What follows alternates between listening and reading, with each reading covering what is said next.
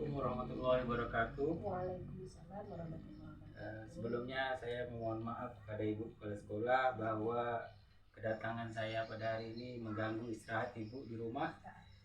Sebenarnya pagi tadi bagusnya di sekolah karena kami mengadakan video conference, makanya saya tak bisa dari pagi. Makanya siang ini saya mengganggu waktu Ibu sebentar. Kedatangan saya pada hari ini yaitu untuk menanyakan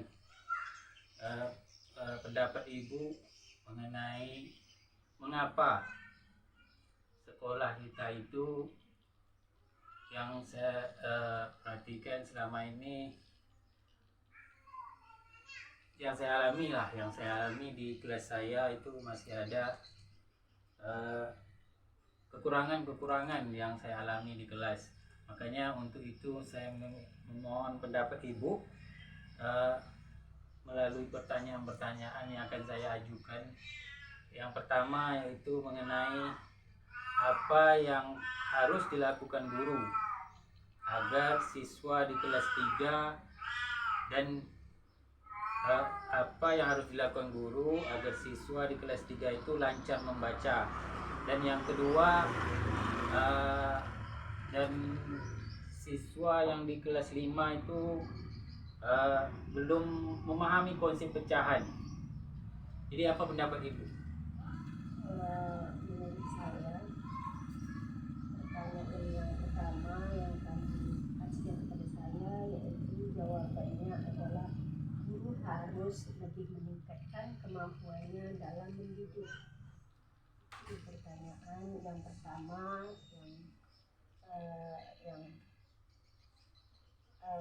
pertanyaan yang kami sampaikan kepada saya. Jadi menurut Ibu kemampuan guru harus ditingkatkan ya? Iya. Ya, memang bagaimana kita ketahui bahwa kemampuan guru itu sering terbatas karena kurangnya pelatihan-pelatihan yang dihadapi guru.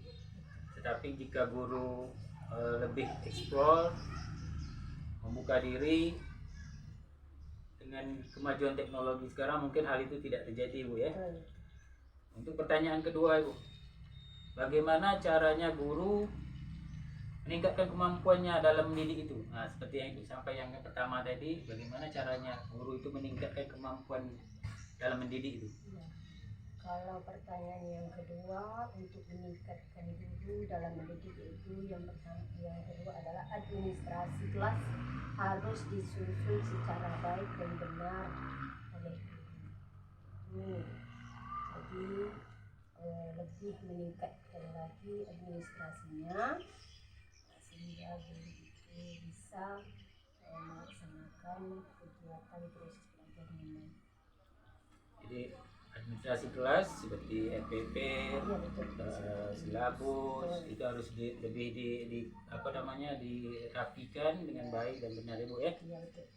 Baik, Bu, untuk pertanyaan ketiga, Ibu, bagaimana seharusnya guru bersikap agar peserta didik itu mau mengulangi pelajaran di rumah? Ini berhubungan dengan bimbingan orang tua di rumah. Ya. Bagaimana seharusnya, Bu?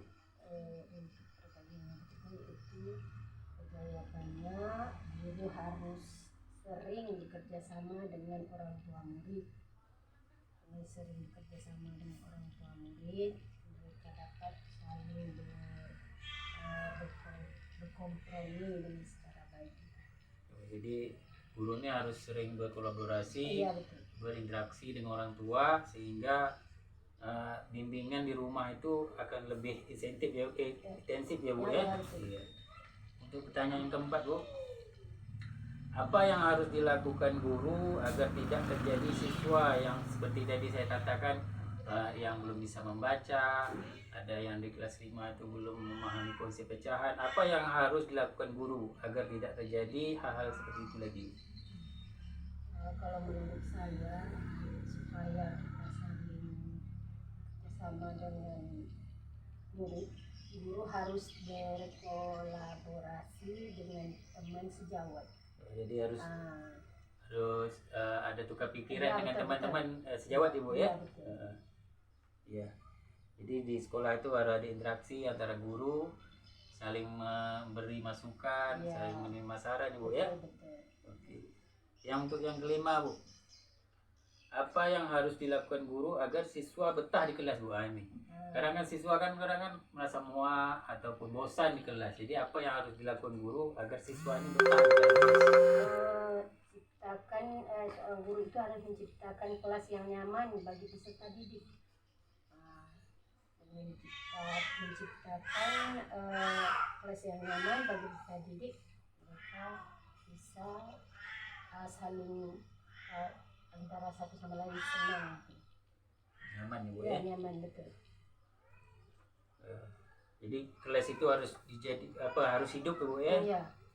Dalam kelas itu harus siswa itu betah karena nyaman dan dia pun ruangan kelasnya hidup, jadi bersemangat siswa, Bu ya. Dalam belajarnya. Iya. Untuk pertanyaan terakhir, Bu, bagaimana seharusnya guru agar siswa mau berbagi masalahnya, Bu? Ya kan siswa kan tidak semuanya sama gitu. Iya. Ada yang masalah ini, ada yang di rumahnya gini, ataupun jadi bagaimana seharusnya guru itu agar siswa memancing siswa agar dia mau bercerita mengenai masalahnya. Bagaimana, Bu?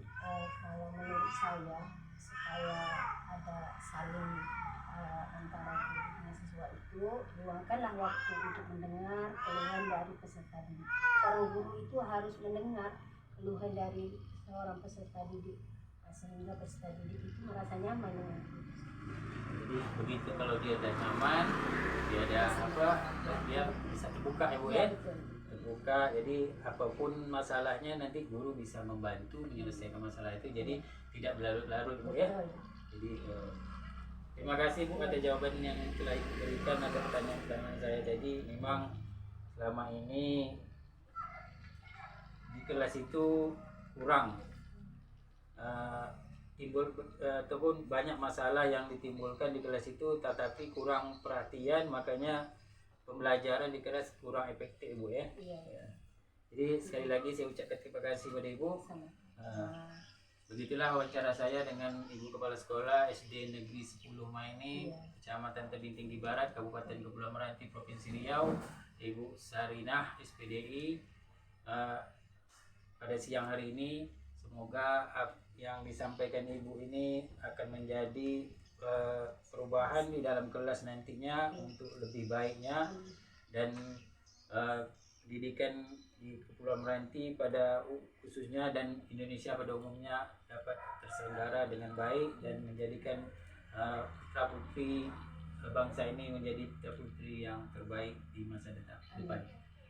Begitu saja yang dapat saya sampaikan. Saya akhiri dengan wabillahi taufiq wal hidayah. Assalamualaikum warahmatullahi wabarakatuh. Waalaikumsalam warahmatullahi wabarakatuh.